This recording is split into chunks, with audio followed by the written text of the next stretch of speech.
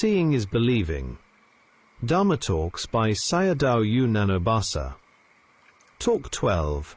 Dying Aggregates and Intrinsic Aggregates. This is the first day that I will teach you the basic Dhamma. To understand the basics, we must begin with the aggregates, khanda. These include the aggregates themselves, the sense bases, ayatana, the elements, dhatu, and the Four Noble Truths, sakka. People may wish for nibbana, but without thoroughly knowing the aggregates, they cannot reach it. If we condense the phenomena of the 31 realms of existence, we can summarize them into two: the aggregates and their cessation. The aggregates constitute the 31 realms of existence. Nibbana is an element that transcends them. When these are brought together, they are called khanda nirodha nibbanam. The cessation of the aggregates is nibbana. Where there is cessation of the aggregates, there is nibbana. Where there is no cessation, there is samsara. Beginning from the aggregates, khanda. Therefore one must begin with the aggregates. Only through them can nibbana be realized. Khanda means that which is combined. They are the combination of form, feeling, perception, mental formations and consciousness. Together they are called the five aggregates, or simply mind and body, namarupa. For practice, it is necessary to understand that the aggregates can be approached in two ways. According to the dependent arising process, ignorance conditions, mental formations, and so on. These are called the dying aggregates, the results of past causes. In material phenomena, rupa, there are four: earth, water, fire, and air. In mental phenomena, nama, we have four: feeling, perception, mental formations, and consciousness.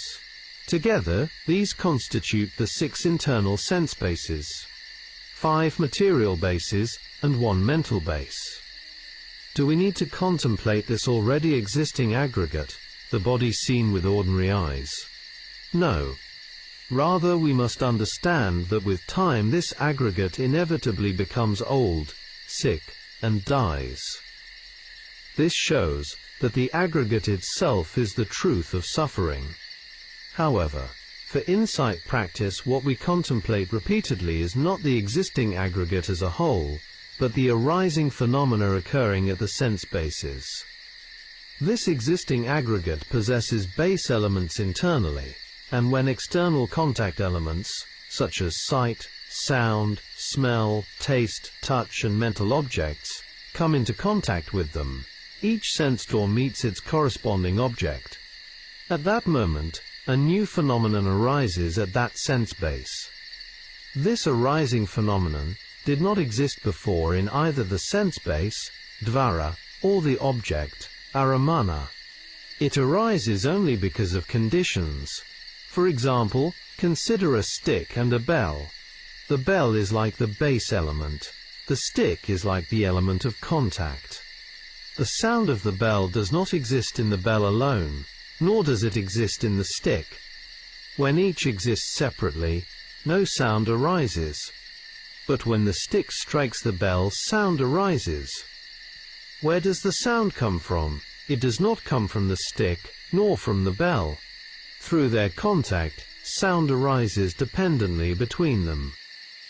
Arising aggregates, sunnata and sabhava-khanda. In the same way, the 6 sense bases are base elements.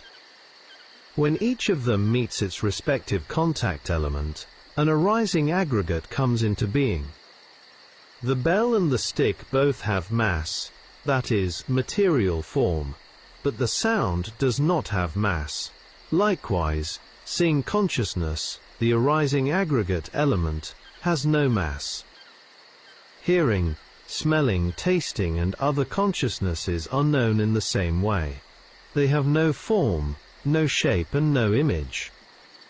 For this reason, these phenomena are called sunnata dhamma, void of entity, void of a person, or a being. Let us explain sunnata further. Sabhava means a particular intrinsic nature, seeing, hearing, smelling, tasting, touching, and knowing. All of these are Sabhava Dhamma. These are Sabhava Khandha, newly arising aggregates, and are also called arising aggregates. These arising aggregates have the nature of arising and passing away. Therefore they are called rise and fall aggregates, or impermanent aggregates. These aggregates cannot be stopped by one's wish or desire, and they do not belong to anyone. If the causes are present, they arise. If the causes cease, they vanish. After an arising aggregate has arisen and is observed, it is no longer there, that is its impermanence. The existing aggregate, namely the whole body subject to aging, sickness and death, is a mass of aggregates. The arising aggregate, however, is a Sabhava Khandha. Therefore, the existing aggregate, the body, and the arising aggregate are different. Understanding the process of conditioning and its cessation. When it is hot, and one desires comfort, one fans oneself. The pleasant feeling is experienced as nice, and then it passes away. However, one is not aware of the whole process. By fanning oneself again, the experience connects to action. If this experience is not contemplated, it must connect to the dependent arising process. If one simply leaves it there, feeling conditions craving, and craving connects to action. In this way, the newly arising aggregates, seeing, hearing and so on, connect to affection, clinging and action. One has to know them in this manner. We are continuously producing the causes that, after death, give rise again to aggregates characterized by aging, sickness and death. When will this end? There is no end to it. The incalculable continuity of aging, sickness and death will persist. According to Mogok Sayadaw, this is like endlessly producing spare parts for corpses, something human beings uniquely manufacture, without any copyright. He even says this is equivalent to committing suicide again and again for oneself. Therefore, if one can discern the impermanence, the rise and fall of the newly arising aggregates, there is no affection or clinging. Craving, clinging and action then cease. The arising aggregate is to be known simply as arising and passing away, not as an existing entity. When it is known in this way, it becomes anicca and magga. That is, the 5 path factors of the mundane path, the truth of mundane path factors. The yogi must develop these mundane path factors. Supramundane path factors, the Noble Eightfold Path, are not something to be developed deliberately. They arise only for the direct seeing of Nibbana. If an arising phenomenon is known as arising, and a vanishing phenomenon is known as vanishing, the yogi must always discern them through observation. He will then know that there is only arising and vanishing dukkha occurring continuously. Therefore he cannot take them as affection or craving. Before practice, there is dukkha ananam, not knowing phenomena as dukkha. Because of this, they are taken with affection and clinging. With practice, this becomes dukkha nanam, the knowledge of knowing dukkha. The path factors arise in the heart, and craving, clinging, and action come to cessation. There are 2 kinds of cessation. Cessation through arising, upada nirodha. Here the yogi can contemplate up to craving, clinging, and mental action, cetana, so that verbal and bodily actions become impossible. This point is explained in several of Mogok Sayadaw's talks. Cessation through non-arising, anupada nirodha. This is the discerning of the arising Dhamma as impermanence, such that craving, clinging, and related defilements do not arise. If the yogi is able to contemplate continuously without interruption, anupada nirodha becomes established, meaning that no defilements arise in between moments of contemplation. As the Buddha and the Sayadaw explained, only with the appearance of a Buddha into the world can we come to know such wisdom. If one understands these points correctly, becoming a stream enterer is not difficult. There is still time to emphasize an important principle. The newly arising aggregate did not exist before. After it arises, it does not continue to exist. Therefore, the aggregate is nothing other than arising and passing away. Emptiness, sunnata, intrinsic nature, sabhava, and reflection on cessation. Therefore there is no being, nisatta, no living entity nijiva, and no soul. The sunnata handa is void of a person or a being, whereas the sabhava handa possesses an intrinsic nature. It exists in accordance with causes, and when those causes cease, it no longer exists. The yogi must observe the aggregate as both existing and not existing, that is, as a process of rise and fall. This is the nature of sunnata, emptiness or voidness. One should not take this to mean that nothing exists at all, as that would fall into conceptual thinking, a misunderstanding held by some Buddhists. Such a view becomes nati bhava pannati, a concept of absolute non-existence. This point is very important.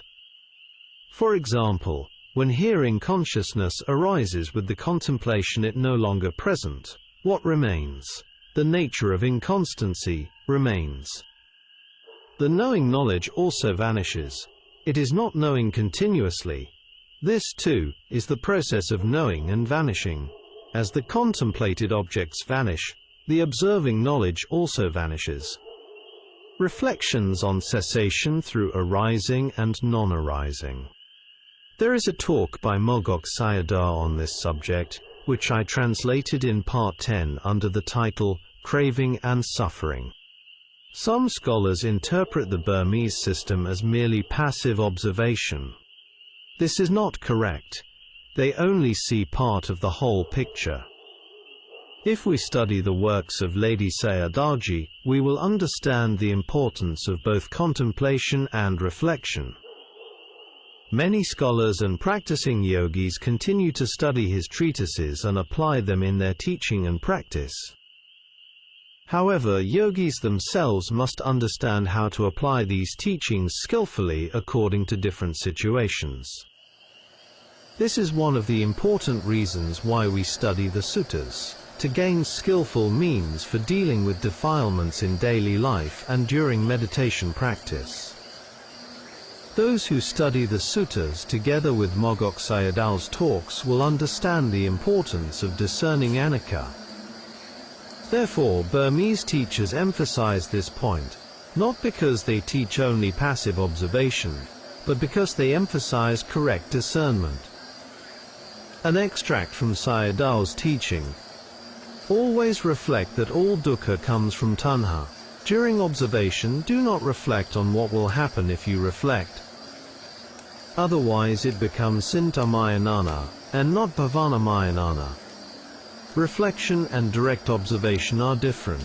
They should not be mixed.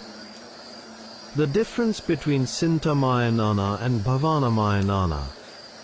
What is the difference between sintamayanana and bhavanamayana? When sintamayanana is predominant, more bhavanga sittas tend to arise. When bhavanamayana is predominant, fewer bhavanga sittas arise. Bhavanga sittas take objects from the past. Sintamayanana involves thinking, planning, and reflecting. Therefore, one should allow time for reflection and also allow time for direct observation. Practiced in this way, progress becomes quicker. Reflecting on one's own aggregates and on the truths of the Dhamma is sintamayanana, whereas the direct contemplation of impermanence is bhavanamayana. When these two practices are used appropriately, defilements do not easily intrude into the practice. What, then, is the difference between having more bhavanga sittas and having fewer? A person who is dukkha patipanna, one whose practice is difficult, experiences more bhavangasittas. These have a close connection with defilements. When contemplation is carried out without reflection, realization proceeds slowly. How should Sinthamayanana and Bhavanamayana be used?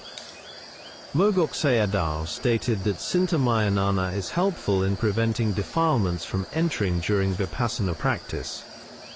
He encouraged yogis before sitting to reflect on dukkha or on the dangers of tanha. This is Sinthamayanana, and then to sit for Bhavanamayana. An increase in bhavanga sittas indicates either the presence of stronger defilements or greater difficulties in practice.